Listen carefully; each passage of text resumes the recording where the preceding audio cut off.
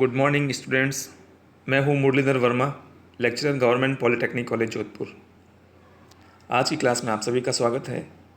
आज हम पढ़ेंगे जावा स्क्रिप्ट एडवांटेजेस, जावा स्क्रिप्ट के क्या फ़ायदे होते हैं, variables, literals and data types. ये सारे टॉपिक हम आज की क्लास में पढ़ेंगे। सबसे पहले हम पढ़ते हैं कि what is JavaScript. JavaScript क्या होती है। JavaScript is a programming language for website development. एक स्क्रिप्टिंग लैंग्वेज होती है जो वेबसाइट डेवलप करने के लिए काम में आती है। It is client side scripting language.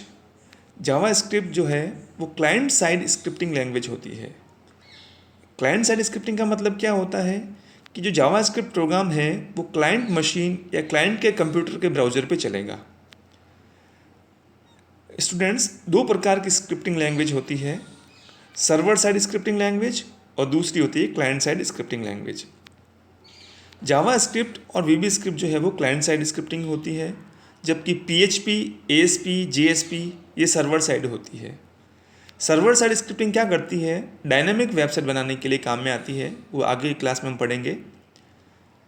Client side scripting language क्या करती है, वो क्लाइंट के सिस्टम के ऊपर रन होती है, और जावा स्क्रिप्ट क्लाइंट साइड स्क्रिप्टिंग होती है। जावा स्क्रिप्ट को हम डिटेल के अंदर पढ़ रहे हैं।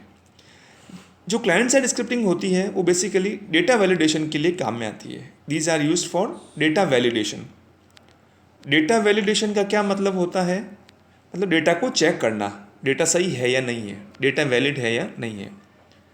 जब आप इंटरनेट काम में लेते हैं, आप कोई रजिस्ट्रेशन करते हैं, कोई फॉर्म भरते हैं, तो फॉर्म के अंदर आप अपनी डिटेल फिल करते हैं, आपका नाम, आपकी उम्र, आपका मोबाइल नंबर इत्यादि। उस फॉर्म के अंदर अगर आपने मोबाइल नंबर की जगह डेट ऑफ बर्थ भर दिया या डेट ऑफ बर्थ की जगह मोबाइल नंबर भर दिया, अर्थात अगर आपने गलत डेटा भर दिया है, तो वो डेटा को वैलिडेट करेगा, चेक करेगा स्क्रिप्टिंग लैंग्वेज। वो जो चेकिंग होगी वो क्लाइंट के कंप्यूटर के ऊपर ही चेक होगी, डेटा सर्वर के ऊपर नहीं जाएगा। अर्थात जैसे हम फॉर्म को सबमिट करेंगे, फिल करेंगे, तो जावा स्क्रिप्ट उस डेटा को क्लाइंट कंप्यूटर के ऊपर ही चेक करेगा। अगर डेटा में कोई गलती है, डेटा अगर रॉन्ग है, तो हमें एरर मैसेज दे देगा, वो डेटा सर्वर पे नहीं जाएगा। अर्थात जो जावा स्क्रिप्ट होती है या फिर क्लाइंट साइड स्क्रिप्टिंग लैंग्वेज होती है, वो डेटा वैलिडेशन करती है, डेटा को क्लाइंट के ऊपर चेक करती है। डेटा को क्लाइंट के सिस्टम पे चेक करने से क्या फ़ायदा है, दो फ़ायदे हैं उसके। एक तो आपके इंटरनेट की बैंडविड्थ बचेगी। अगर डेटा सर्वर पे चेक होता तो क्या होता कि आपका डेटा सर्वर पे जाता, फिर सर्वर उसको चेक करता, और अगर कोई एरर होती तो आपके पास वापस एरर मैसेज आता। तो उसके लिए आपको काफ़ी वेट करना पड़ता, आपके इंटरनेट की बैंडविड्थ भी कंज्यूम होती। इसके अलावा सर्वर एक ही होता है, उसके पास खूब सारे क्लाइंट्स होते हैं, तो सर्वर भी सारे क्लाइंट की रिक्वेस्ट को, डेटा को चेक करने में बिजी रहता, तो दूसरी सर्विस नहीं दे पाता। इसलिए जो भी डेटा की चेकिंग होती है वो क्लाइंट कंप्यूटर पे होनी चाहिए, और जावा स्क्रिप्ट के द्वारा वो चेकिंग होती है। तो जावा स्क्रिप्ट का क्या उपयोग होता है, डेटा वैलिडेशन, डेटा को चेक करता है। इसके अलावा जावा स्क्रिप्ट जो है वो वेब पेज को इंटरेक्टिव या अच्छा बनाने के लिए काम में आती है।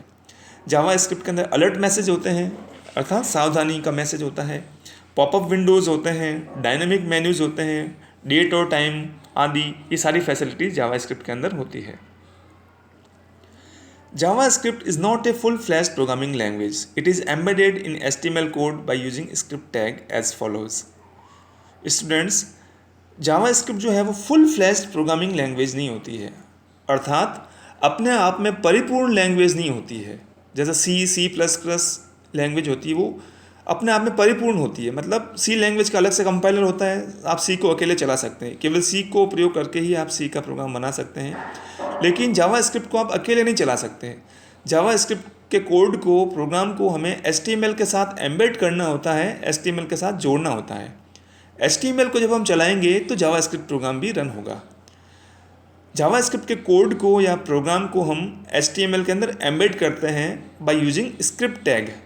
स्क्रिप्ट टैग का प्रयोग करते हुए हम जावा स्क्रिप्ट का HTML में जोड़ते हैं। जैसे उदाहरण के अंदर दिया हुआ है, स्क्रिप्ट टैग काम में लेते हैं हम, उसके अंदर लिखते हैं script language equals to JavaScript, फिर स्क्रिप्ट टैग क्लोज। उसकी बॉडी के अंदर हम जावा स्क्रिप्ट का प्रोग्राम लिख सकते हैं।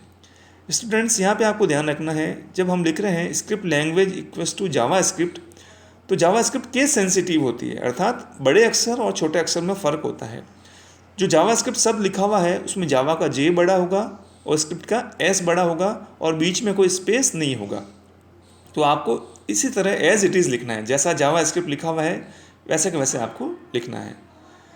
स्क्रिप्ट टैग को हम HTML के अंदर बॉडी में भी ले सकते हैं, हेड में भी ले सकते हैं, कहीं पे भी ले सकते हैं, लेकिन नॉर्मली स्क्रिप्ट टैग का उपयोग जो है हेड सेक्शन के अंदर किया जाता है।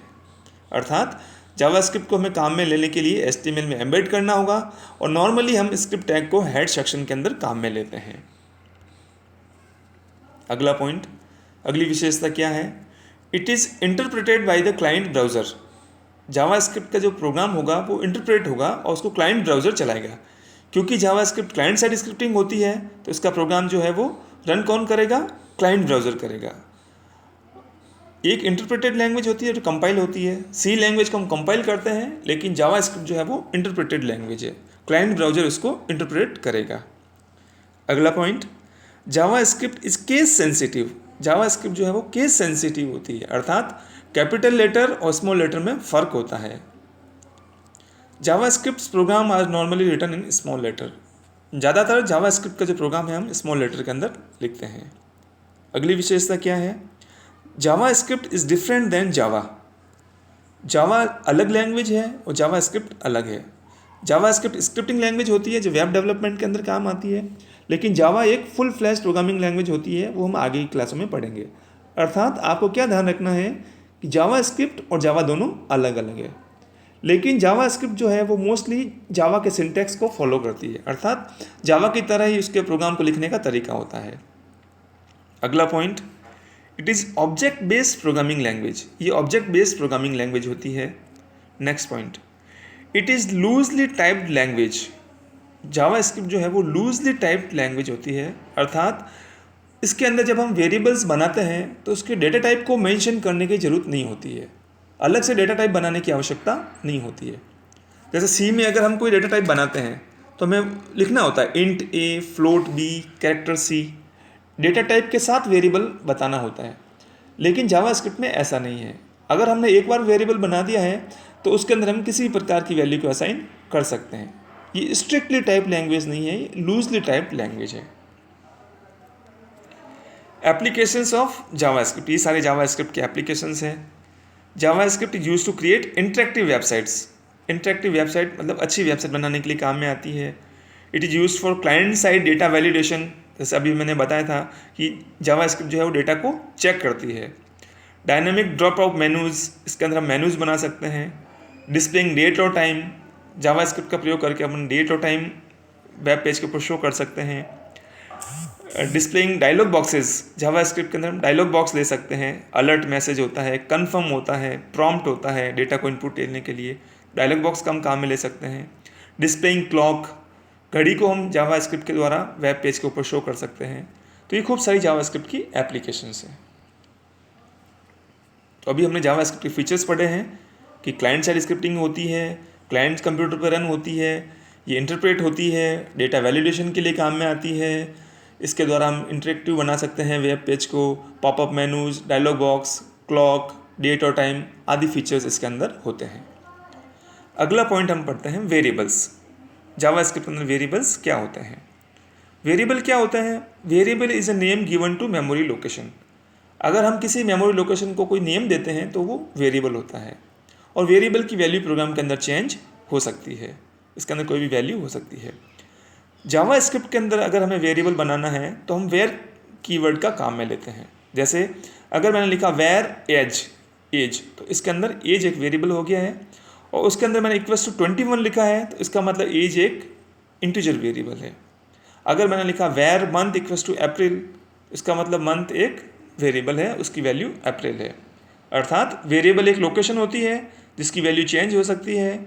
जावास्क्रिप्ट के अंदर वेरिएबल बनाने के लिए हम वेयर कीवर्ड का प्रयोग करते हैं।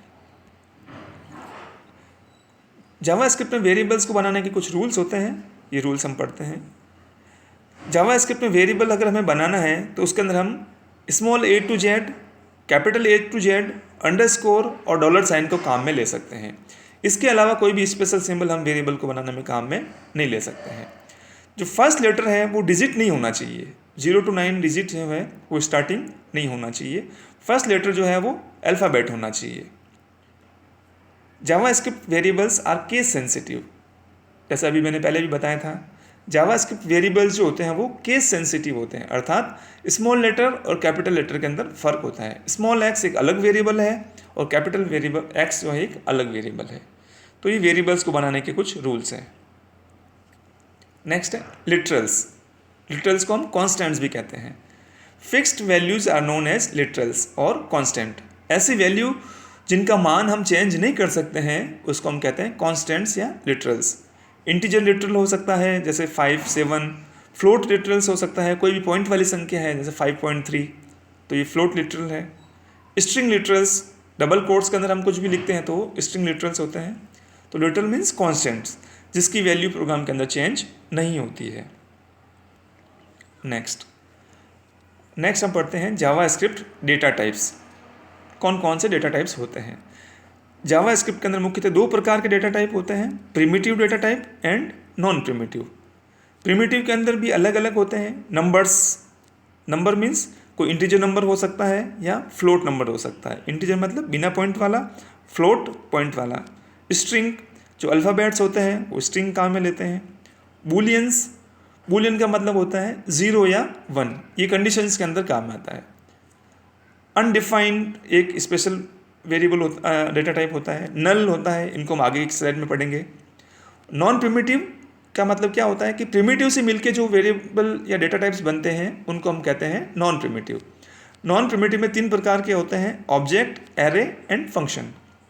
ऑब्जेक्ट क्या होता है, क्लास के वेरिएबल्स होते हैं ऑब्जेक्ट, जिसके अंदर फंक्शंस और डेटा दोनों होते हैं। एरे क्या होता है, collection of similar type of value, एक ही प्रकार की वैल्यू का जो समूह होता है उसको हम कहते हैं एरे। फंक्शंस क्या होते हैं, कुछ स्पेसिफिक टास्क के लिए हम छोटा सा प्रोग्राम बनाते हैं, उसको हम कहते हैं फंक्शंस। तो ये सारे डेटा टाइप्स जावास्क्रिप्ट के अंदर होते हैं। अनडिफाइंड और नल को हम आगे की स्लाइड में डिटेल में पढ़ रहे हैं। नल क्या होता है, it is just a special value which represents nothing, empty और अननोन वैल्यू। नल का मतलब है वो वैल्यू एम्प्टी है, उसके अंदर कोई भी वैल्यू नहीं है। जैसे मैंने एक वेरिएबल लिया है एज इक्वल्स टू नल, इसका मतलब एज अभी नल है, उसकी वैल्यू अभी उसके अंदर कुछ भी नहीं है। दूसरा होता है undefined. Undefined means value is not assigned. Undefined का मतलब होता है कि वेरिएबल के अंदर अभी कोई भी वैल्यू असाइंड नहीं है। अगर हम कोई वेरिएबल बनाते हैं लेकिन उसके अंदर कोई वैल्यू असाइन नहीं करते हैं तो उसकी वैल्यू अनडिफाइंड होगी। जैसे मैंने एक वेरिएबल एज लिया है और अलर्ट मैसेज के द्वारा अगर मैं एज को प्रिंट करता हूँ तो उसकी वैल्यू अनडिफाइंड आएगी। एज एक वेरिएबल है लेकिन उसके अंदर अभी कोई वैल्यू नहीं है, वो अनडिफाइंड है। तो नल का मतलब क्या होता है, नथिंग, एम्प्टी, वैल्यू अननोन है। और अनडिफाइंड का मतलब होता है वैल्यू नॉट असाइंड। ये दोनों स्पेशल डेटा टाइप्स होते हैं। अगला टॉपिक है type casting in JavaScript. Type casting का मतलब होता है एक डेटा टाइप से दूसरे डेटा टाइप में कन्वर्जन, एक डेटा टाइप को दूसरे में कन्वर्ट करना। नॉर्मली जावास्क्रिप्ट के अंदर जो बाय डिफ़ॉल्ट जो है वो हम इनपुट लेते हैं तो वो स्ट्रिंग होता है। स्ट्रिंग के अंदर हम कोई अरिथमेटिक ऑपरेशन परफॉर्म नहीं कर सकते हैं। तो अगर हमें कोई भी स्ट्रिंग को नंबर्स में कन्वर्ट करना है तो उसके लिए हम टाइप कास्टिंग फंक्शंस काम में लेते हैं। जैसे पहला फंक्शन है parse int. Parse int method converts string into a integer. Parse int method ये एक फंक्शन होता है जो स्ट्रिंग को इंटीजर में कन्वर्ट करता है। जैसे मैंने एक वेरिएबल लिया y इक्वल्स टू 5, ये स्ट्रिंग वैल्यू क्योंकि मैंने डबल कोट्स के अंदर लिखा है। अगर मैं where x equals to parse int y लिखता हूँ तो पार्स इंट y फंक्शन जो है मेथड है उस y के अंदर जो स्ट्रिंग 5 है उसको न्यूमेरिक इंटीजर 5 में कन्वर्ट करके x में स्टोर कर देगा। पार्स इंट एक मेथड या फिर एक फंक्शन होता है जो स्ट्रिंग को इंटीजर में कन्वर्ट करता है। उसी प्रकार दूसरा फंक्शन है पार्स फ्लोट। ये क्या करता है, स्ट्रिंग को फ्लोट में कन्वर्ट करता है। जैसे एक वेरिएबल y लिया मैंने, उसकी वैल्यू 5.3 स्ट्रिंग के अंदर है, क्योंकि ये डबल कोट के अंदर लिखा है मैंने तो इसका मतलब स्ट्रिंग है। अगर मुझे इसको फ्लोट में कन्वर्ट करना है तो मैं पार्स फ्लोट मेथड या फिर फंक्शन काम में लूँगा। Parse float y equals to x, इससे क्या होगा कि y की वैल्यू जो 5.3 स्ट्रिंग है, पार्स फ्लोट उसको फ्लोट में कन्वर्ट करके x में स्टोर कर देगा। तो टाइप कास्टिंग का मतलब है एक टाइप से दूसरे टाइप में कन्वर्जन, टाइप को चेंज करना। जावास्क्रिप्ट के अंदर पार्स इंट, फ्लोट इंट दो मुख्य फंक्शन हैं जो स्ट्रिंग को इंटीजर या फ्लोट में कन्वर्ट करने के लिए काम में आते हैं। धन्यवाद स्टूडेंट्स। आज की क्लास में हमने क्या पढ़ा है, जावास्क्रिप्ट क्या होती है, क्लाइंट साइड स्क्रिप्टिंग लैंग्वेज होती है, डेटा वैलिडेशन करती है, क्लाइंट ब्राउजर इसको इंटरप्रेट करता है, वेब पेज को इंटरेक्टिव बनाने के लिए काम में आती है। उसके हमने डेटा टाइप्स पढ़े हैं, वेरिएबल्स क्या होता है, लिटरल्स क्या होता है, ये सारी हमने आज की क्लास के अंदर डिस्कस किया है। Thank you.